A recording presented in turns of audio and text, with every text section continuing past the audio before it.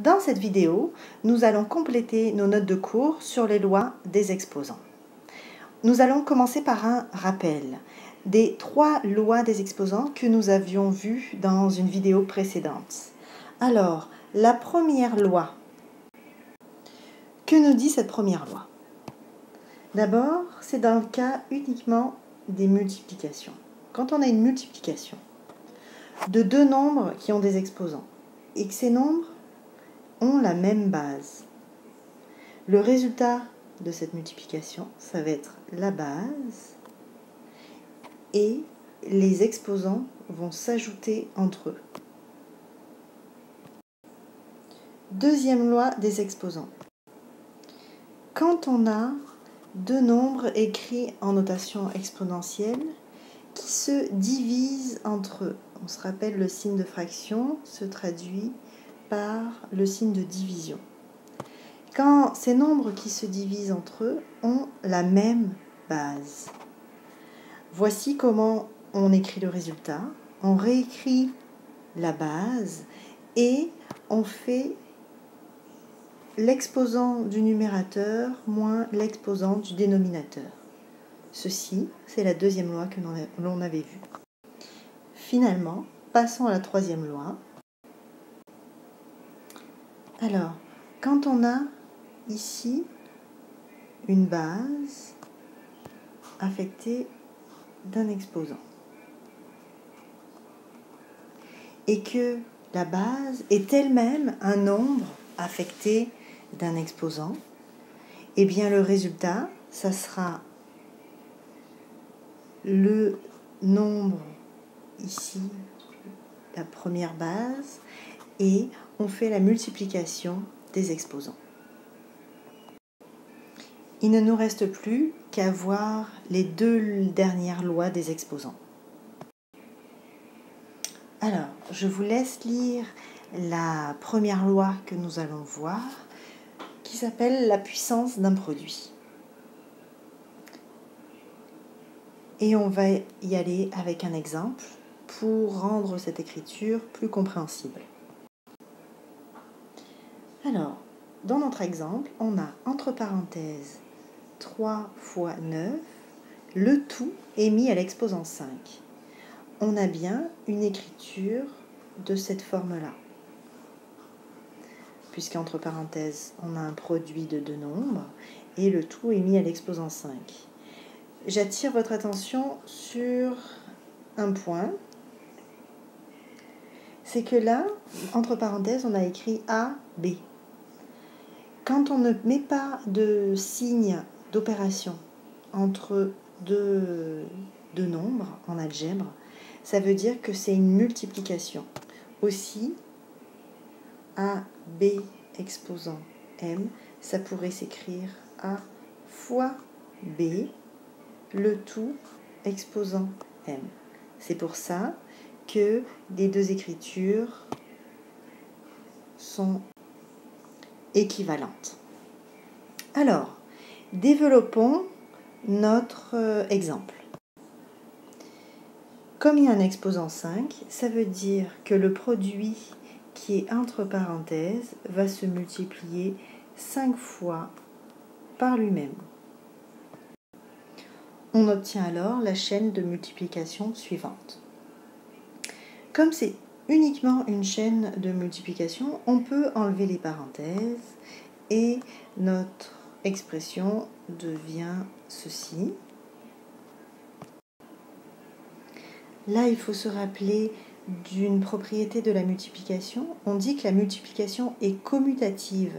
Ça veut dire que l'on peut changer l'ordre des facteurs, c'est-à-dire l'ordre des nombres dans la multiplication. Ça ne change pas du tout les résultats. Donc ce que l'on va faire, c'est qu'on va réécrire l'expression, mais en multipliant ensemble tous les 3 de l'expression. Il y en a 1, 2, 3, 4, 5, j'en ai bien mis 1, 2, 3, 4, 5, fois les 9, 1, 2, 3, 4, 5, il y a 5 9 qui se multiplient par eux-mêmes, alors je les réécris. Puis 3 qui se multiplient 5 fois par lui-même, ça donne 3 exposant 5, fois le chiffre 9 qui se multiplie 5 fois par lui-même, ça donne 9 exposant 5. Regardons le résultat qu'on a obtenu. 3 exposant 5 fois 9 exposant 5. Il est bien de la forme A exposant M fois B exposant M. Rappel ici aussi, A exposant M, il n'y a pas de signe d'opération entre le A exposant M et le B exposant M. Ça veut dire que c'est une multiplication qui est sous-entendue. On la voit bien ici, on la retrouve là. Donc maintenant que vous allez prendre en note cet exemple de la vidéo et vous allez inventer votre propre exemple dans la colonne du tableau que vous avez sur vos notes de cours qui est écrit « Mon exemple ». Inventez votre propre exemple. Mettez pause et ensuite vous reprendrez la vidéo. Voyons maintenant la dernière loi des exposants qui s'appelle la puissance d'un quotient. Donc rappel encore, puissance c'est le résultat d'un nombre affecté d'un exposant et quotient c'est le résultat d'une division. Alors prenez quelques secondes pour lire cette notation avec les variables A, B, M. Je vous rappelle que quand on utilise des lettres en mathématiques, ça veut dire que cette écriture-là est vraie pour n'importe quel nombre auquel vous pensez. La seule condition ici, c'est qu'il faut que le nombre A soit différent de 0 et que le nombre B soit différent de 0. Pour bien comprendre cette notation, cette loi, on va prendre un exemple. Dans notre exemple, A aura la valeur 3, B aura comme valeur 4, on le voit ici, ça c'est l'équivalent de B, et puis M aura comme valeur 5. Alors maintenant, développons notre expression. On a le nombre 3/4 qui est mis à l'exposant 5. Qu'est-ce que ça donne? Ça veut dire qu'on doit faire 3/4 fois 3/4 fois 3/4 fois 3/4. Et là, je suis en train de me dire, heureusement que j'ai pas mis exposant 25, ça sera un petit peu long à développer. Bon. Donc, on a le nombre 3/4 qui se multiplie 5 fois par lui-même. Ici, les parenthèses sont inutiles, on a une chaîne de multiplication, donc on peut réécrire tout ceci en enlevant les parenthèses. Je le fais. Croyez-moi sur parole, j'essaye de m'appliquer quand j'écris mes chiffres, mais j'ai un peu de difficulté. Bon, donc on a 3/4 qui se multiplie 5 fois par lui-même. On l'avait vu dans d'autres notes de cours, quand on a une chaîne de multiplication de fractions, on peut tout mettre sous le même trait de fraction. Donc ça nous fait 3 qui se multiplie 5 fois par lui-même et 4 qui se multiplie aussi 5 fois par lui-même. Je ne sais pas si vous voyez où je veux en venir, mais 3 qui se multiplie 5 fois par lui-même, c'est 3 exposant 5. Et 4 qui se multiplie 5 fois par lui-même, c'est 4 exposant 5. Si on reprend ce qu'on a écrit au début, A, c'était représenté par le chiffre 3. B avait pris comme valeur 4 dans notre exemple. Et M avait pris comme valeur 5.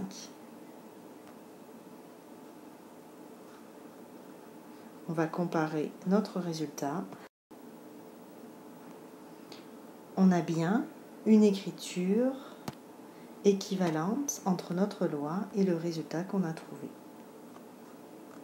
Donc ce qu'il faut retenir de cette loi, c'est que quand on a une fraction qui est affectée d'un exposant, eh bien l'exposant va affecter le numérateur et va affecter le numérateur. On avait 3/4 exposant 5, ça donne 3 exposant 5 divisé par 4 exposant 5.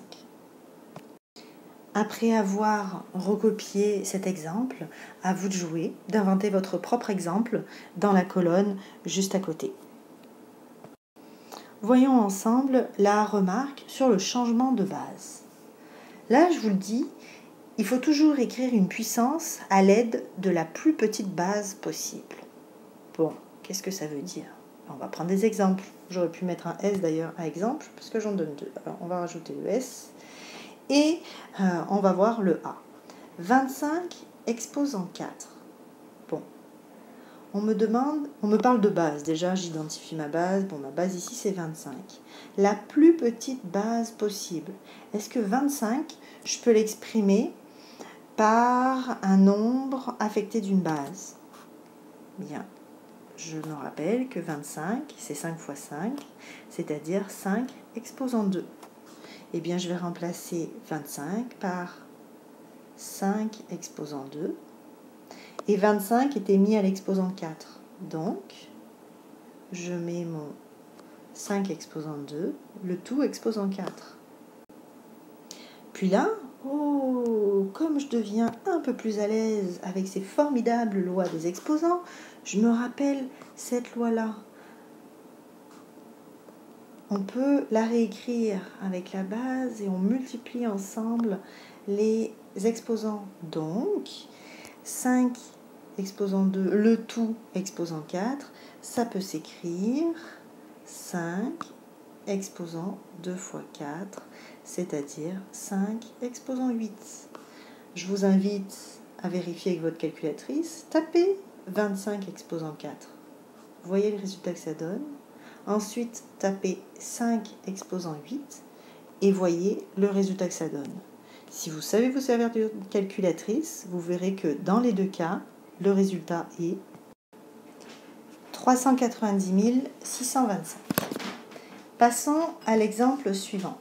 On a 27 exposant 4 fois 9 exposant moins 5. Bon, alors là, il faut que je me demande, est-ce que je peux réécrire 27 à l'aide d'une base avec un exposant, une base la plus petite possible, et est-ce que je peux réécrire 9 à l'aide d'une base avec la plus petite possible affectée d'un exposant? Soit vous êtes bonne en calcul, vous le voyez tout de suite, soit vous explorez. 27, qu'est-ce qui peut donner 27? Est-ce que 2 fois 2 fois 2, ça peut donner 27? Non, 2 c'est un chiffre pair, ça peut donner que des nombres pairs. Bon, ben on essaye 3. Vous tapez à votre calculatrice, 3 fois 3 fois 3, oh, ben ça fait 27. Donc, 27, on peut l'écrire comme 3 exposant 3. Et comme 27 c'était exposant 4, on met le tout exposant 4 fois 9. Alors là, je vous mets au défi les filles. C'est quoi qui donne 9? C'est quelle notation exponentielle qui donne 9? 2 petites secondes et vous me dites 3 exposant 2. Ça donne 9. 3 fois 3, ça fait 9. Le tout exposant moins 5. Et voilà. Et après, on n'a plus qu'à procéder comme dans l'exemple numéro A. On a 3 exposant 3 fois 4 fois 3 exposant 2 fois moins 5. 3 fois 4, ça fait 12. J'ai 3 exposant 12 fois 3 exposant moins 10. Et là, formidable comme vous êtes, vous me ressortez la première loi des exposants que l'on a vue pour me réduire ce calcul. Trouvez-la dans vos notes de cours, pesez sur pause et vérifiez après avec ce que je vais écrire. On a la même? Tant mieux. Donc, j'ai la même base, j'ai une multiplication. Ce que je fais pour trouver le résultat, c'est 3 exposant 12 moins 10. Et 12 moins 10, ça donne 2. Donc, le résultat est 3 exposant 2. Et bien maintenant, c'est à vous de jouer. L'exercice 1. Ce que je vous demande, c'est d'écrire dans le carré vide, là, ou le signe égal, ou le signe différent. Donc le signe différent, pour être sûr qu'on se comprenne bien, c'est celui-là. Et quand on le met entre deux expressions, ça veut dire qu'elles n'ont pas la même valeur. Et ce que je vous demande, c'est que si vous utilisez ce signe différent, alors je veux que vous rectifiez le membre de droite, c'est-à-dire ici, ici, ici. Rectifier, ça veut dire, ok, ça c'est faux, et vous me réécrivez la bonne réponse. Vous appuyez sur pause, vous faites le A, le B, le C, vous appuyez sur lecture et la correction va s'afficher à l'écran. Alors, première expression, ce qu'il fallait mettre, c'était le signe différent. Ce n'est pas vrai que 5 x 7 exposant 5, ça vaut 5 exposant 35. Explication, eh bien, je développe mon produit en utilisant la loi que l'on a vue précédemment dans cette vidéo. Et on sait que ça va donner 5 exposant 5 fois 7 exposant 5. Alors, soit vous avez écrit ceci à la place de 5 exposant 35, ce qui serait juste. Soit vous avez pu aussi vous dire, je fais le calcul entre parenthèses, 7 fois 5, ça fait 35, le tout mis à l'exposant 5. Les deux réponses seraient justes. Deuxième expression, pour le B, il fallait mettre égal. Alors, 11 fois 4, le tout exposant 3, ça nous donne 11 exposant 3 fois 4 exposant 3. C'est-à-dire que l'exposant va affecter chacun des termes de la multiplication. Et on se rappelle, la multiplication est commutative. Je peux changer l'ordre de mes termes. Donc, que j'écrive 11 exposant 3 fois 4 exposant 3 ou que j'écrive 4 exposant 3 fois 11 exposant 3, dans les deux cas, ça va me donner le même résultat. C'est pour ça que les deux expressions étaient équivalentes. Si vous ne croyez pas, vérifiez avec votre calculatrice. Et la dernière égalité était vraie. Ça veut dire qu'il fallait mettre le symbole égal entre les deux expressions. Voici l'explication. 5 sur 90, le tout exposant 2. On a vu que quand on avait une fraction entre parenthèses mis à un exposant, l'exposant allait affecter le numérateur et ensuite le dénominateur. Donc ça nous donne 5 exposant 2 divisé par 90 exposant 2. Puis 5 exposant 2, c'est 5 fois 5, ça donne 25, sur 90 exposant 2. Passons à l'exercice 2. Alors dans cet exercice, je vous demande de réduire les expressions qui vous sont données à leur plus simple expression. Ça veut dire faites tous les calculs que vous pouvez faire.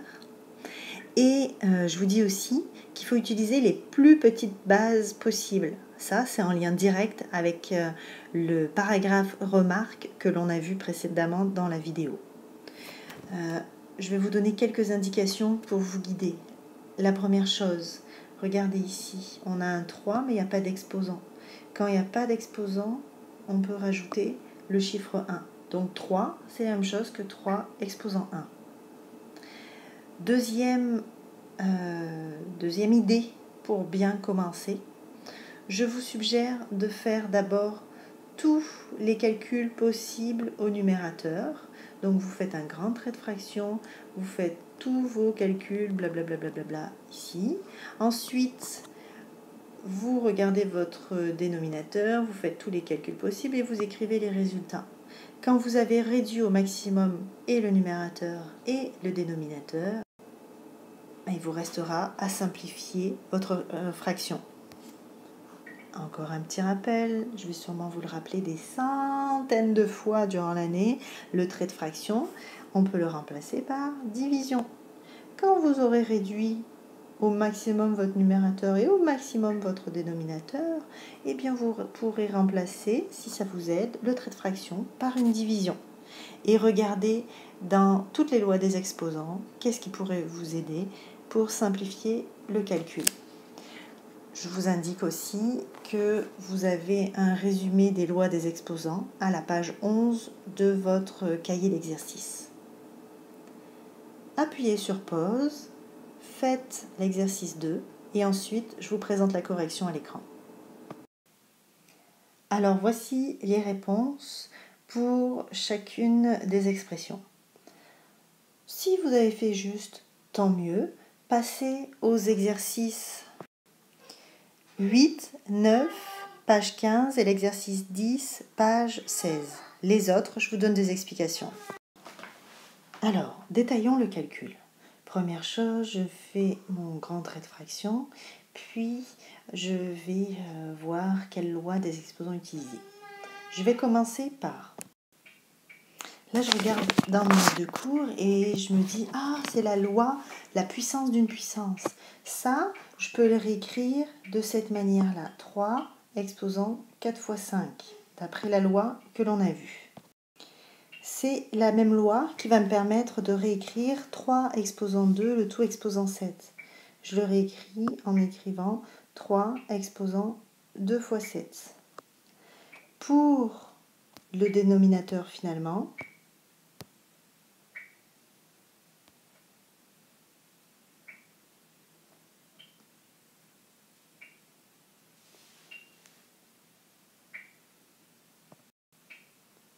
je rajoute un 1 à mon 3 et là c'est la loi des exposants qui est le produit de puissance. C'est la première loi que l'on a vue ensemble. J'ai la même base, j'ai une multiplication. Ce que je fais, c'est que je réécris ma base et j'additionne les exposants. 9 plus 1. Maintenant, je fais les calculs de tout ce qui est en exposant et je réécris. 3 exposant 4 fois 5, ça donne 3 exposant 20. Fois 3 exposant 2 fois 7, c'est 3 exposant 14. Divisé par 3 exposant 9 plus 1, ça donne 3 exposant 10.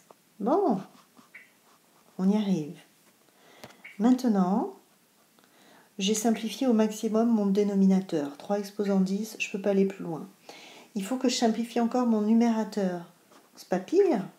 J'ai la même base. La base, c'est 3. Quand j'ai la même base, que j'ai une multiplication, qu'est-ce que je fais? Et là, j'imagine que vous répondez tout en cœur. Eh bien, j'additionne les exposants. Donc, j'écris 20 plus 14. Le tout divisé par 3 exposant 10. Ce qui me donne 3 exposant 34 divisé par 3 exposant 10.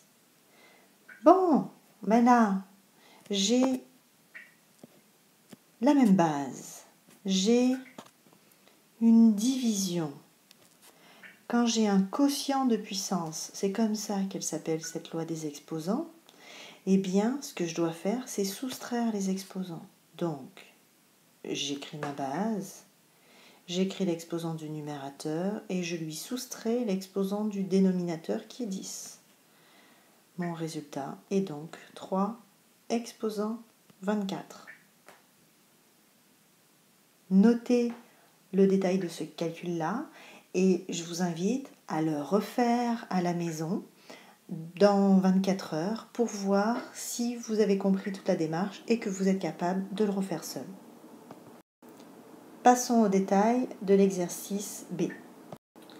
Personnellement, moi je commence à écrire le signe égal, un grand trait de fraction, puis je me lance. Alors, au numérateur, on a tout ceci, la puissance d'une puissance. Donc, j'applique la même règle que tout à l'heure et dans le A, c'est-à-dire 25 exposant 3 fois moins 5 fois 125. Bon, pour l'instant, je le laisse comme ça. Fois 125. Et au dénominateur, j'ai la puissance d'une puissance encore une fois. Donc ça me donne 5 exposant 4 fois moins 6. Maintenant, je regarde l'expression que j'ai. Et là, normalement, la première chose qui me vient dans la tête, c'est « ouh là là », c'est pas du tout les mêmes bases. Bon, je vais y aller en faisant les calculs au niveau des exposants. Puis après, je vais essayer de trouver le point commun entre 25, 125 et 5. Si vous écoutez bien la rime, 25, 125 et 5, ça va vous donner un indice. Bon alors, le point commun entre 25, 125 et 5, c'est 5. 25, c'est 5 au carré. 125, on l'a vu plus haut dans vos notes de cours, c'est 5 exposant 3. Puis 5, on peut le laisser tel qu'il est. Alors je réécris 25, je le remplace par 5 exposant 2. J'oublie pas de mettre les parenthèses parce que 25 était à l'exposant moins 15. 125, je le réécris sous la forme 5 exposant 3, parce que 5 fois 5 fois 5, ça donne 125, divisé par 5 exposant moins 24. Là, il va falloir que je simplifie mon 5 exposant 2, le tout mis à l'exposant moins 15. Ça, c'est encore la puissance d'une puissance, donc ça va nous donner 5 exposant 2 fois moins 15. Ce qui nous donne ceci. Il nous reste à simplifier le calcul. Oh, je suis en train de voir que mon 0 de mon 30, il n'est pas bien fait. Donc c'est 5 exposant moins 30. D'accord ? Alors au numérateur, regardez, on a la même base, on a une multiplication. Qu'est-ce qu'on fait ? On additionne les exposants. Ce qui nous donne 5 exposant moins 30 plus 3, le tout divisé par 5 exposant moins 24. C'est égal à 5 exposant moins 27 divisé par 5 exposant moins 24. Et là, votre œil aiguisé se rend compte que, oh, j'ai un trait de fraction, ça veut dire que c'est une division. Et j'ai les mêmes bases, des bases qui sont 5. Qu'est-ce que je fais ? Je soustrais les exposants. Puis là, il y avait une petite attention à porter.